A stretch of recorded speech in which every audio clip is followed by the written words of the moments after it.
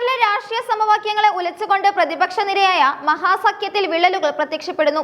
സംസ്ഥാനത്തെ പ്രബല കക്ഷിയായ രാഷ്ട്രീയ ജനതാദളും കോൺഗ്രസും തമ്മിലുള്ള തർക്കം പരസ്യമായ വാക്പോരിലേക്ക് നീങ്ങിയതോടെ സഖ്യത്തിന്റെ ഭാവി തന്നെ അനിശ്ചിതത്വത്തിലായിരിക്കുകയാണ്. മുതിർന്ന കോൺഗ്രസ് നേതാവും നിയമസഭാ കക്ഷി നേതാവുമായ ഷക്കീർ അഹമ്മദ് ഖാൻ RJDയുമായുള്ള സഖ്യം പുനഃപരിശോധിക്കണമെന്ന് പരസ്യമായി ആവശ്യപ്പെട്ടതാണ് നിലവിലെ പ്രതിസന്ധിക്ക് ആധാരമായത്. ബീഹാറിൽ കോൺഗ്രസ് സ്വന്തം വഴി കണ്ടെത്തേണ്ട സമയമായി എന്ന അദ്ദേഹത്തിന്റെ പ്രസ്താവന സഖ്യകക്ഷികൾക്കിടയിൽ വലിയ തോതിലുള്ള അതൃപ്തിയാണ് സൃഷ്ടിച്ചിരിക്കുന്നത്.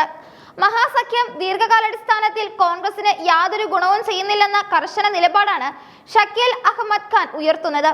കഴിഞ്ഞ നിയമസഭാ തെരഞ്ഞെടുപ്പിലെ കണക്കുകൾ നിരത്തിക്കൊണ്ട് അദ്ദേഹം പാർട്ടി നേരിടുന്ന വെല്ലുവിളികൾ അക്കമിട്ട് നിരത്തുന്നു.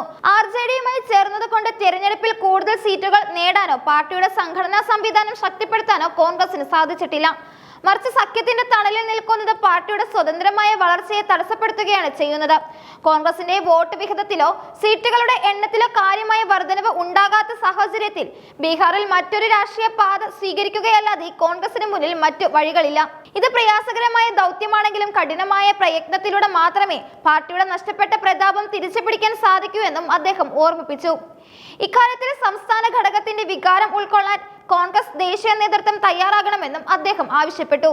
എന്നാൽ ഷക്കീർ അഹമ്മദ് ഖാന്റെ പ്രസ്താവനകളുടെ തികച്ചും പരിഹാസപൂർണവും കർക്കശവുമായ നിലപാടാണ് RJD സ്വീകരിച്ചിരിക്കുന്നത്. നിയമസഭാ തെരഞ്ഞെടുപ്പിൽ കോൺഗ്രസ് നേടിയ ചുരുക്കം സീറ്റുകൾ പോലും RJDയുടെയും ലാലു പ്രസാദ് യാദവിന്റെയും പിന്തുണയുള്ളതുകൊണ്ട് മാത്രമാണെന്ന് RJD വക്താവ് മൃത്യുഞ്ജയ് തിവാരി തിരിച്ചടിച്ചു. യാഥാർത്ഥ്യം അംഗീകരിക്കാൻ കോൺഗ്രസ് തയ്യാറാകണം. സഖ്യമുണ്ടാക്കാൻ കോൺഗ്രസ് നേതാക്കളാണ് RJDക്ക് പിന്നാലെ വന്നതെന്നും അദ്ദേഹം പരിഹസിച്ചു.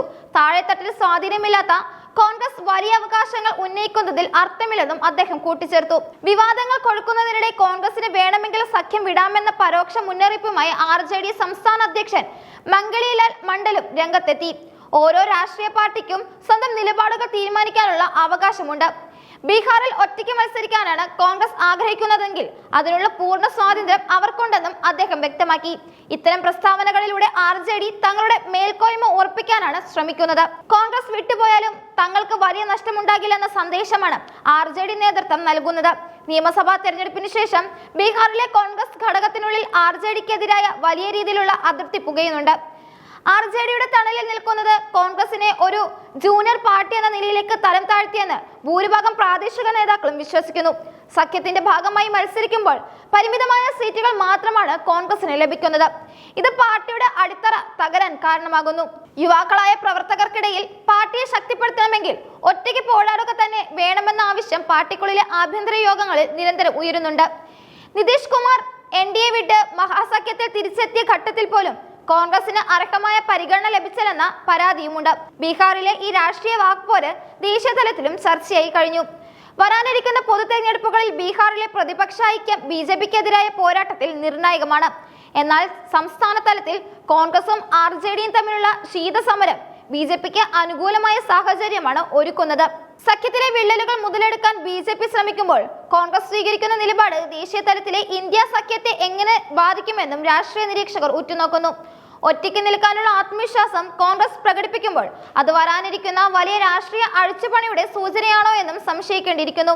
ബീഹാർ രാഷ്ട്രീയത്തിൽ വരും ദിവസങ്ങളിൽ കൂടുതൽ നിർണായകമായ പ്രഖ്യാപനങ്ങൾ ഉണ്ടായേക്കാമെന്നും സൂചനയുണ്ട്.